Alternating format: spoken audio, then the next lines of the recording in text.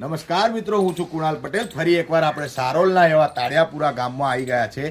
જે બા સતત નિરાધાર છે, એમને કોઈ છોકરો નથી, કોઈ નથી ને એમનું ઘર પણ પડી ગયું છે. એવી હાલતમાં રહે છે, આપણને તો બીક લાગે. ચાલો આપણે બતાવીએ. ગજરાબા, ઓ ગજરાબા, બોલો શું તકલીફ છે તમને? એવું? હા, કઈ રહો છો અત્યારે?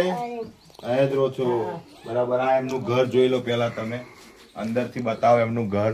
સતત નિરાધાર પરિવાર, કોઈને પણ કોઈ પણ જાતની અપેક્ષાઓ દિલમાં એવું લાગે કે આપણે સેવા કરવી છે તો મિત્રો મારો નંબર સ્ક્રીન પર આપેલો છે. અમે અમારાથી થતી સેવા તો કરીશું, પણ જોઈ લો બા કેવી હાલતમાં રહે છે. આપણે તો રહેવાનો વિચારે ના આવે, રાત્રે કદાચ ઘર પડે તો બા કેવી ગંભીર પરિસ્થિતિ છે બાની.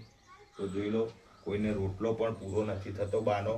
એટલા માટે મિત્રો હું કહું છું, જે પણ સેવાની ઈચ્છા હોય તો અમારો સ્ક્રીન પર આપેલો નંબર છે. બા તમારે બીજો વાસણ બધું કઈ છે બા?